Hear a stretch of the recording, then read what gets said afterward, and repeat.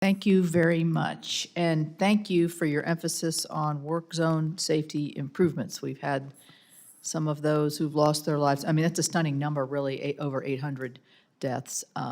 Some of them occurred in my home state, and they're very, very tragic. In 2022, we had the West Virginia DOT Secretary before us talking about IIJA, and he predicted that funding for the core formula programs would be obligated, but that the funding for discretionary grant programs would face challenges. In fact, the NEVI program, which is the charging stations for electric vehicles, has significant unobligated balances and few investments to show for it. As West Virginia in and of itself has had to pay several consultants just to figure this out, and I don't think we have one EV station yet that's been built after all these years. The ballooning balances in these discretionary programs has exacerbated the August redistribution, which I addressed in my opening statement, and scrambled how states can program their funding for next year. So these are such a problem that this committee has had. We intervened 2 years ago with a bipartisan legislative fix to sweep up unused credit assistance.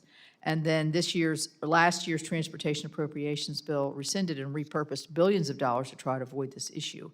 So we've got to get that financial house in order. What are the obligation rates of formula funding compared to the discretionary programs? Yeah, thank you, Senator. Thank you, Chairman.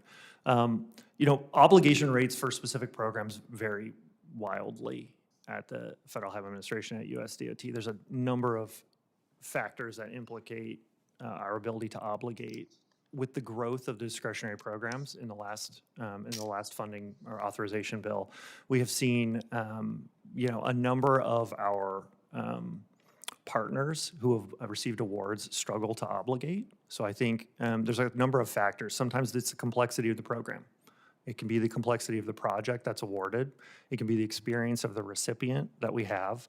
And it could be the lateness in the awards being made in the given cycle with the fiscal year funds associated with it. So we see a tremendous amount of difference in the ability, but it would be challenging to say one program versus another program are challenged more than others. If you dig a little bit deeper than that, you really have to kind of find out specifically the type of program, the capability of the awardee, and it kind of varies wildly across them. I would be happy to work with you and provide specific data so you could look at that and maybe talk more fully about what we're seeing within each specific program. Okay, let me ask you this, because you've referred to this twice about the ability of the awardee to follow through on the project. I believe IIJA opened up the ability for certain awardees to apply for these metropolitan planning organizations and others. This is something that I have an interest in as we look forward to writing the next surface transportation bill to make sure that we address this issue on the front end rather than where you're addressing it on the back end. Can these folks really actually follow through with matching and technical expertise? Is that what you're talking about, the MPOs and all that have received? Because the state DOTs are already set up for this, as they have been doing it for years. Yeah, that's one of many factors, right? But the capabilities for people who haven't received an award before, it can be an impact in our ability to work with them to get them across the line to obligate these funds. But generally, these wouldn't be state DOTs that you're talking about. Yeah, Every state DOT's generally, knows. state DOTs have more resources Right. to address this specific challenge. And then what happens is that awardee comes to the state DOT for the help too. I mean, not naturally, in a small state in particular, if, you would go to your state DOT knowing that they have the expertise. I wouldn't want to discount the interactions that my division offices will Right. have with these. True. And also, I didn't mention one last factor: project readiness. Sometimes Yep. awards are made for projects that are, way out in the future, and that can be a challenge as well.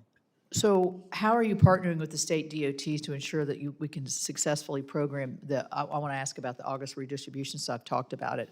How do you see that issue? How can we get rid of that issue? How can we keep it from growing? And where are the pitfalls there? Yeah, I mean, I think the growth we've seen in redistribution is a direct reflect of the complexities and the growth of programs that we saw under IIJA. So pre-IIJA, you would see August redistribution in the $4 billion range. Today, it ranges from 7 to I think we've had over 9 billion.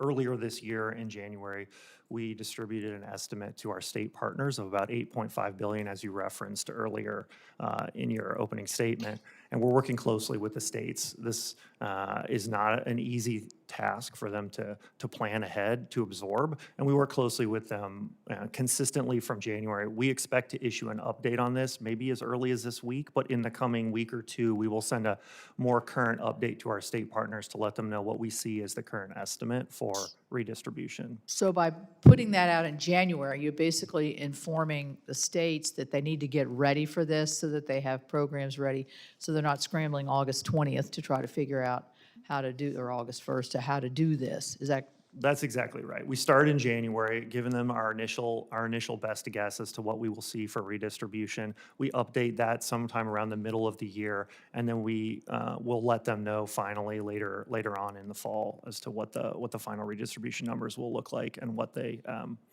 will receive after they request. So last month, you put out amendments to notices of funding opportunity for 2 discretionary programs that had previously been competed. Some applicants, including West Virginia's Division of Highways, are being required to reapply for projects. Seems to me if you've applied once and received, what's the story behind all this? Yeah, thank you. Our efforts with these 2 programs in particular was to make sure that we cleaned out some unnecessary requirements from the last administration. Green and DEI language was the particular area of focus for that. One of them in particular does have 2023 funds associated with it, the Scenic Byways program. So we're particularly... Scenic byways? Scenic Byways. We're particularly focused with that program and a focus on project readiness. We know we have to obligate those funds before the end of the fiscal year. So we're really laser focused on that one in particular and making sure we don't have lapsing funds within that. Okay, and what's the other program? Scenic byways is one, there's 2 that have. The planning not large, the BIP planning not large, is that the one you're referring to? I don't know, it must The be. bridge planning. So we issued our updated bridge planning and bridge. not large NOFO with the up to $3 billion available. And so we'd like to see, and so that was cleaned out as well as far as the requirements under the last administration. And we're looking forward to completing the application process here later this month and then working expeditiously to award. Gone over my time, sorry. Senator Whitehouse.